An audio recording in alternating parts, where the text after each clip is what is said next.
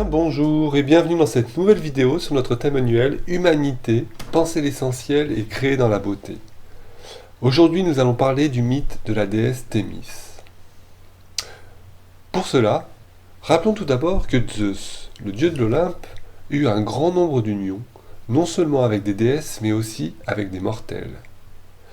Elles suivent selon Hésiode la chronologie suivante: Métis, Thémis, Eurynomée, Déméter, Mnémosyne, Leto et Héra. Elles interviennent après la victoire de Zeus sur Typhon et juste avant la naissance d'Athéna. Il est probable que ces unions correspondent également à des étapes de l'évolution humaine au cours des âges qui expriment les rapports de l'homme à la divinité et qui surviennent lorsque l'humanité est prête à une nouvelle initiation sur le chemin qui mène à la vérité. Donc la seconde union de Zeus fut celle qu'il contracta avec la déesse Thémis, une titanide qui représente les lois supérieures divines, ce qui indique une soumission à l'être intérieur. Déesse de la justice, elle préside à l'ordre de toutes choses. Elle est la mère des heures, un nom qui exprime le juste mouvement de la réalité. Le nom heure est une traduction abusive du mot latin qui définit trois qualités essentielles du mental. Trois qualités qui nous parlent de la perception exacte de ce qui doit être, au-delà de ce que l'on voudrait qu'il soit, selon nos vertus et notre morale, mais ce qui doit être selon les lois divines. Les heures sont donc trois sœurs qui se nomment ainsi: Érénée, la paix ou la sérénité, Diké, la justice, et Eunomia, l'ordre.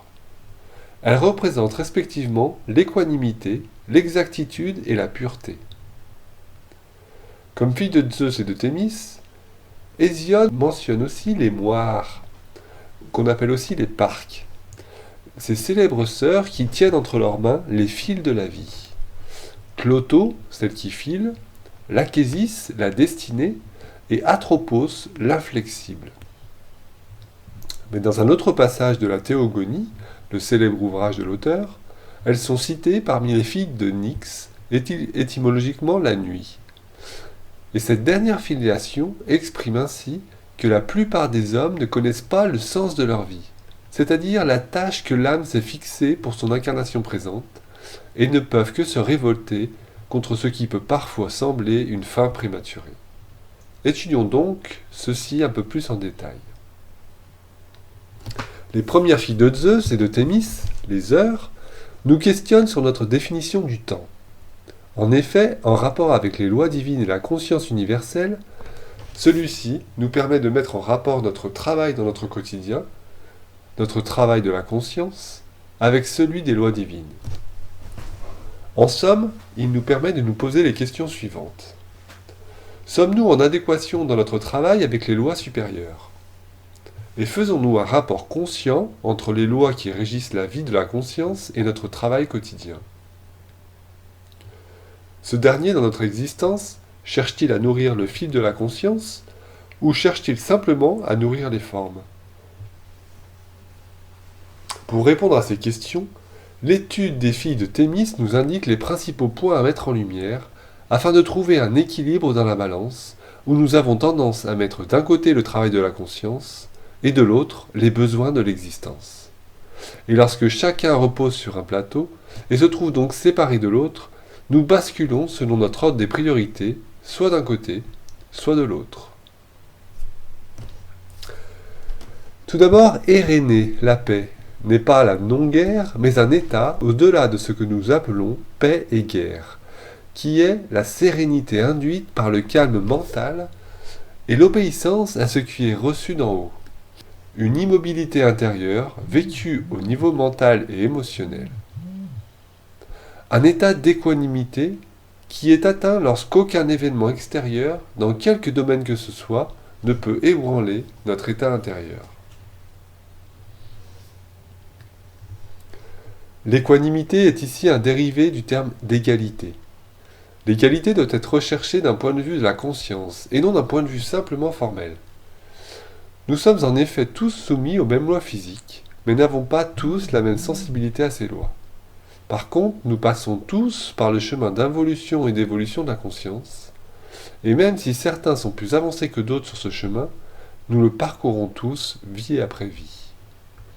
Ceci, l'article de la Déclaration universelle des droits de l'homme signé en 1948 nous le rappelle bien. Tous les êtres humains naissent libres et égaux en dignité et en droit. Ils sont doués de raison et de conscience et doivent agir les uns envers les autres dans un esprit de fraternité. Ici, le texte suggère que les êtres humains ont tous une conscience.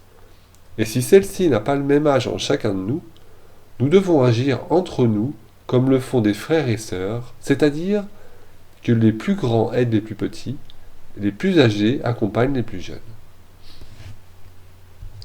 Ainsi, nos existences ne sont pas égales, puisque chacun va vivre des expériences en fonction de son état de conscience et de l'avancée dont il est l'heure sur le chemin de sa propre involution ou évolution. L'équanimité indique donc que nous disposons cependant tous des mêmes moyens pour avancer, pour progresser en conscience, non pas d'un point de vue des formes, mais d'un point de vue de l'expérience et de l'enseignement que nous pouvons en tirer. Chacun, selon là où il en est, a les moyens de progresser en conscience, de dépasser ses propres limites et de s'ouvrir à un plan plus large d'un point de vue de l'âme. Bien sûr, cette équanimité montre que les difficultés ne sont pas les mêmes en fonction des individus et n'arrivent pas au même moment, ce qui fait que certains seront dans une grande souffrance lorsque d'autres seront traversés par des moments de bonheur, de satisfaction ou d'illumination. Nous voyons bien cela dans le monde, lorsque certains pays sont en guerre, alors que d'autres non. Ou bien lorsqu'au sein d'une nation, certains sont dans une pénurie, alors que d'autres profitent d'une pleine abondance. Nous disposons donc des mêmes droits, mais selon le pays où nous vivons, ils ne s'expriment pas forcément selon les mêmes règles.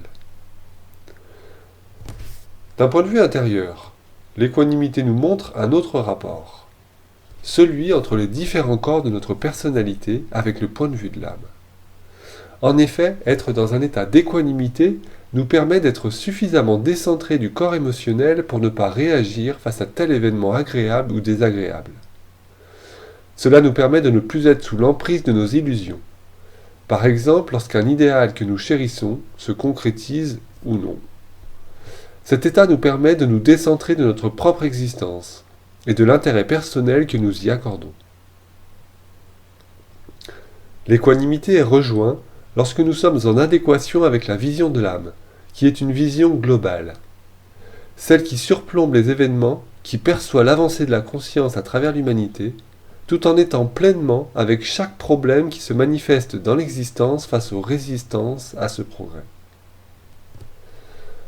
Cet état nous demande donc de nous libérer de nos partis pris, qui nous emmène continuellement dans un qui a tort et qui a raison, pour entrer plus intimement avec le bien qui œuvre au-delà des apparences, même si nous ne percevons pas son plan à tous les instants.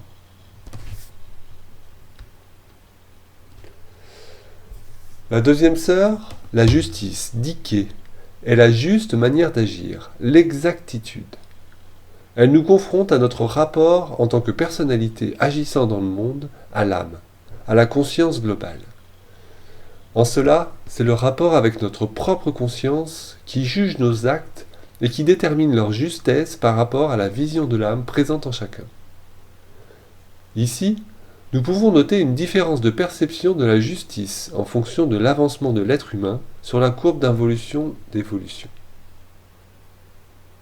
En involution, l'être humain n'a pas de rapport conscient avec l'âme. Celle-ci supervise la construction des différents corps de la personnalité qu'elle devra adombrer lors de l'évolution. Pour pallier à cela, l'humanité va donc ériger un code moral et civique qui va être la justice humaine. Elle représente les valeurs de l'âme sur le plan de l'existence, mises par écrit et appliquées pour tous. Cela est essentiel pour l'humanité en construction, mais devient un frein dans l'évolution puisque l'humain doit apprendre à répondre par lui-même aux valeurs de l'âme qu'il commence à toucher intérieurement, jusqu'à une complète obéissance à cette vision de bien commun intérieur. On retrouve sensiblement les mêmes valeurs universelles à respecter, que ce soit la dignité d'être, la non-violence, Mais leur application change en fonction de notre rapport à la conscience. Plus nous avançons sur la courbe, moins nous avons besoin des règles extérieures, puisque nous les appliquons intuitivement. Nous jugeons alors à ce moment-là notre degré de cohérence avec les valeurs de l'âme, sans besoin de code moral extérieur. Nous respectons la justice établie dans les différents pays, car elle représente le moyen d'obéissance indirecte aux valeurs de l'âme.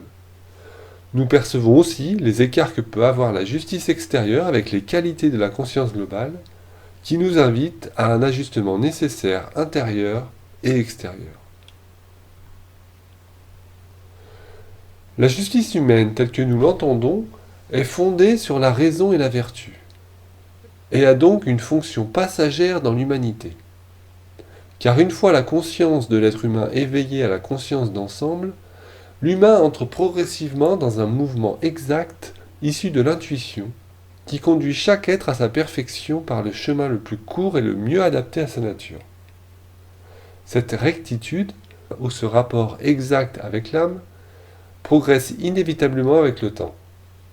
Le mot grec pour heure est en effet formé sur la même racine qu'éros ou éra, et induit une notion d'aller-retour.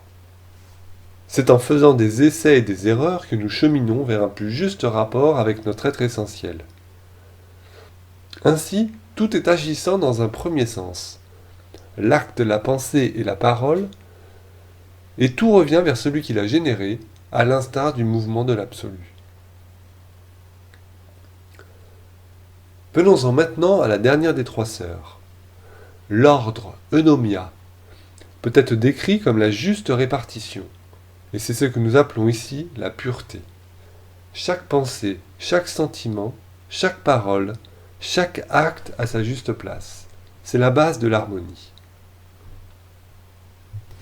Ainsi, ce que nous appelons trouble, mal ou injustice ne sont que le résultat du désordre, d'éléments qui ne sont pas encore à leur place dans l'évolution. Le mal est seulement à nos yeux humains, car en vérité il prépare toujours un plus grand bien. Ce qui a pu être nécessaire dans le passé doit souvent disparaître dans une nouvelle phase d'évolution, et devient donc le mal. Ici apparaît donc la notion de cycle. Pour que tout avance de façon juste, un ordre est nécessaire, et cet ordre implique une cyclicité des événements. L'apprentissage de la mise en pratique des valeurs globales demande de répéter souvent des expériences similaires, afin de discerner ce que nous mettons en priorité, les désirs et intérêts personnels, ou les valeurs et les qualités d'ensemble.